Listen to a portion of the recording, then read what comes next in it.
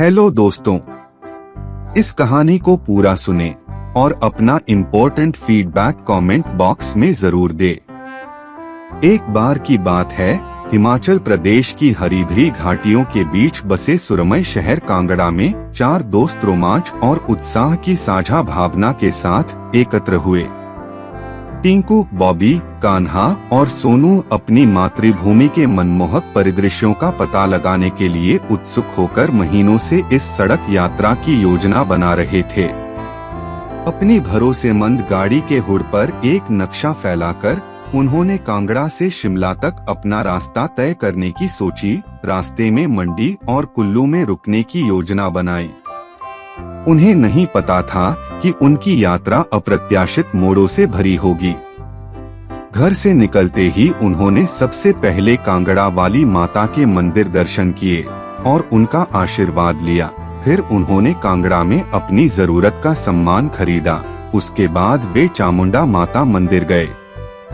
चामुंडा मंदिर से निकलकर वे अभी थोड़ी ही दूर चले थे, अचानक भारी बारिश शुरू हो गई, जिससे संकरी पहाड़ी सड़कें कीचड़ और फिसलन भरी बजरी के खतरनाक रास्तों में बदल गईं। लेकिन कार में हंसी की गूंज और उनके उत्साह में कोई कमी नहीं होने के कारण वे चलते रहे। पर थोड़ी दूर जाने पर बारिश तेज होने और ओले गिरने की वजह से रास्ता देखने में प्रॉब्लम होने लगी। तभी अचानक उन्हें एक चाय की दुकान दिखाई दी, जिसे देखकर उन्होंने वहां रुककर चाय पीने और बारिश का आनंद लेने का सोचा। उन्होंने गाड़ी साइड में लगाई और चाय मंगवा ली। बाहर का ठंडा मौसम और चाय की गर्माहट उन्हें बहुत अच्छी लग रही थी। थोड़ी देर में बारिश बंद हो गई तो उन्होंने अपना सफर फिर शुरू किया। सोनू की ड्राइविंग स्किल्स बहुत अच्छी थी और टिंकू नेविगेट अच्छे से करता था, तो उन दोनों को आगे बैठाकर बॉबी और कान्हा एंजॉय करते हुए जा रहे थे।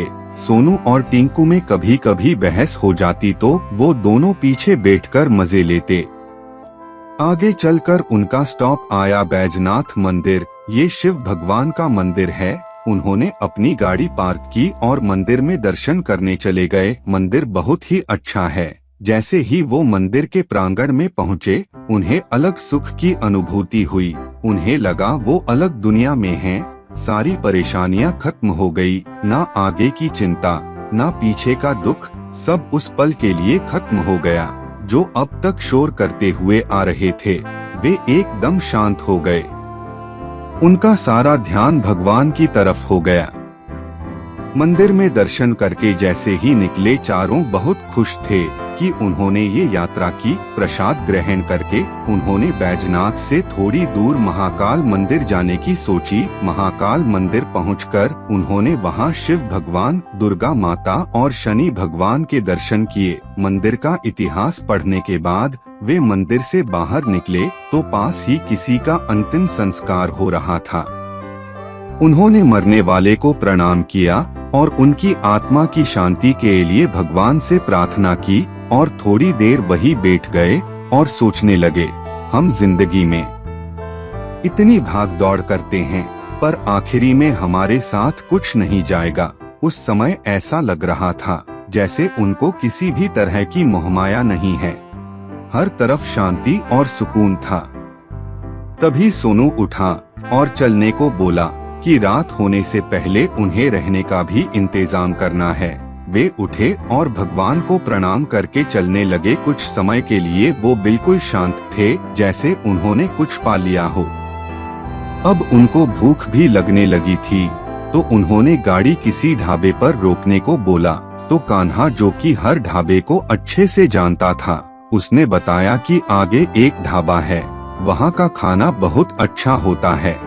वे सब मान गए और अपने रास्ते चलते रहे। थोड़ी देर चलने के बाद कान्हा गाड़ी को एक ढाबा दिखाते हुए रोकने को बोलता है कि यहाँ का खाना अच्छा होता है। खाना सच में बहुत अच्छा था।